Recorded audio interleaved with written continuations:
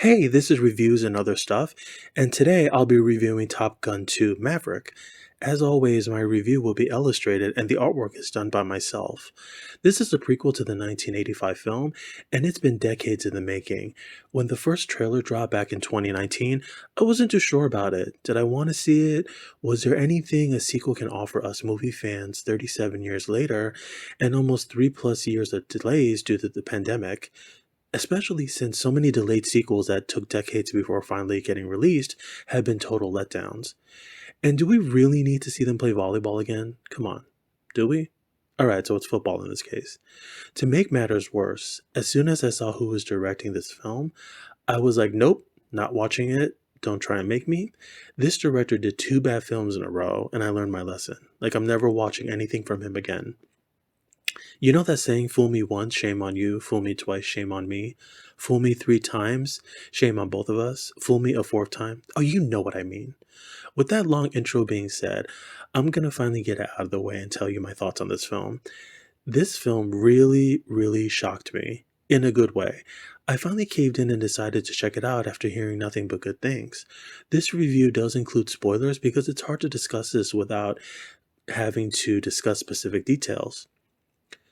The online plot summary states, after more than 30 years of service as one of the Navy's top aviators, Peter Mitchell, aka Maverick, is where he belongs, pushing the envelope as a courageous test pilot and dodging the advancement in rank that would ground him.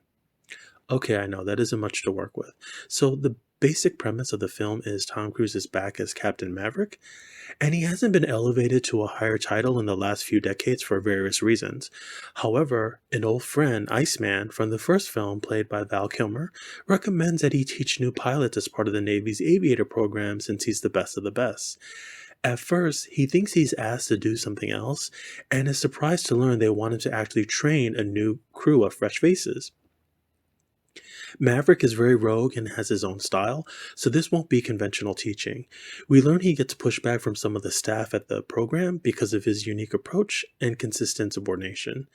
The Navy has been assigned to destroy an unsanctioned uranium enrichment plant, but it sits in a very deep area in the canyon. So this is a complex mission, and he's asked to train an elite group of Top Gun graduates assembled by John Hamm's character to execute and complete an impossible mission. Only the best of the best will get selected, even though everyone gets trained. So that's straightforward, right? Train new team, prepare for mission, and bam, finish.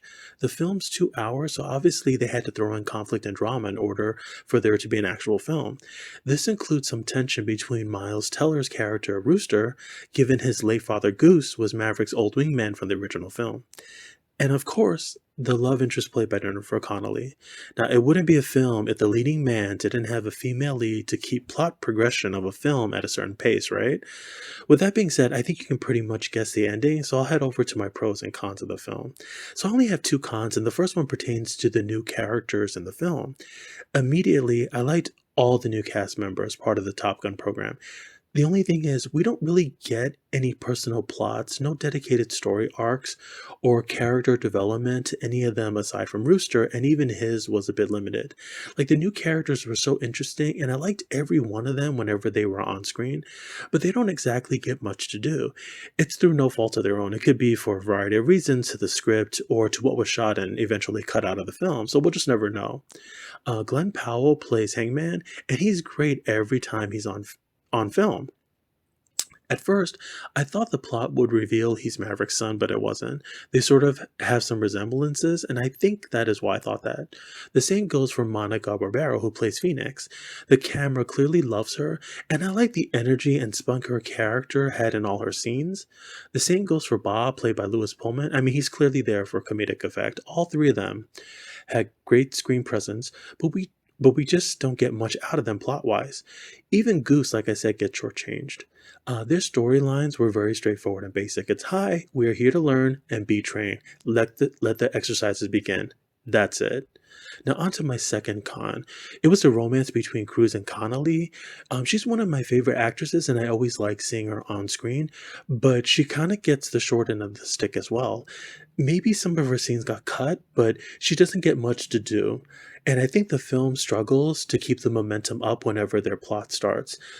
There wasn't even any hyped up drama or tension or arguing between them. It's just very calm and serene whenever they are on screen together. And at times it comes off as if the screenwriter said, "Okay, we are in the screenwriting process and building out the script. What are the essential components of a good script?" You ask? Okay, well, a female romance between her leading man is an essential must-have ingredient. Putting that in, but we won't give her anything to do. Check. Okay, so now onto my pros. This was a very, very enjoyable film. I was in complete shock, and after being tricked by this director twice, I really came in with low expectations. Like I said, the entire cast of new pilots, they're great, and it's a diverse cast. The performances in the film were really great, even though it was limited. Like, I felt everyone overall did an amazing job. The movie felt serious and its tone was consistent throughout. It never felt like a joke of a film making a sequel after all these decades, and it never felt like a cash grab, even though it probably is.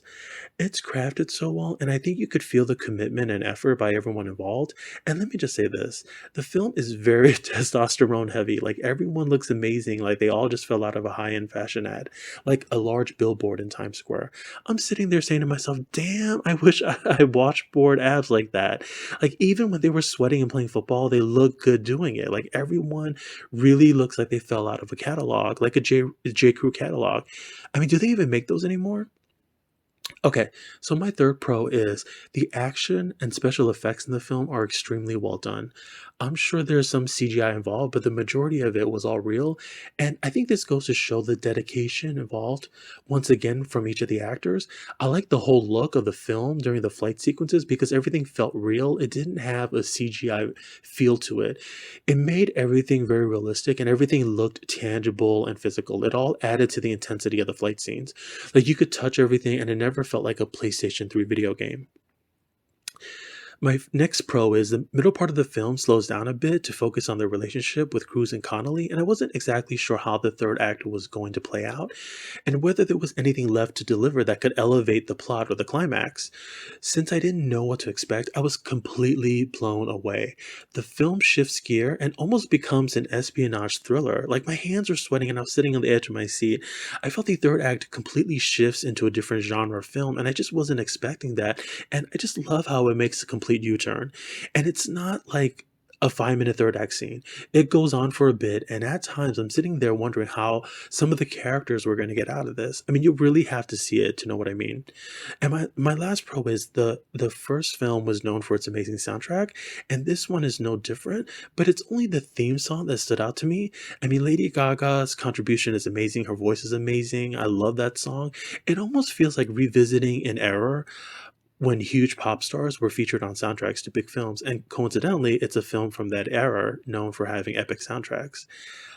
History repeats itself here. So definitely check out that song if you haven't. It fits so well in the film, and the instrumental part is sprinkled throughout the film. So my final thoughts are this movie gets a solid 8 out of 10 from me. It's a fun, entertaining ride and definitely worth seeing at the movies. This is a perfect example of a good summer popcorn blockbuster film done right. It also shows how proper sequels should be done. And it's crazy to think Tom is in his 60s now. I mean, he looks great for 60, and many have said he's one of the last few movie stars left in the world, and I think he still has the X factor. I think it's factual that he is one of the last few movie stars left. This movie also serves as an example of how movies just aren't made like this anymore. This is a big thumbs up from me, and I highly recommend you catch it in theaters while you still can. Don't miss seeing this on the big screen. I hope you enjoyed this video. Check out my spoiler review and some of my other videos if you'd like. Also, please subscribe. It helps the channel out a lot. I try to make a video once a week. Thanks so much, and thanks for checking out my review. Hope you enjoyed it, and leave your comments below on whether you like the film or not.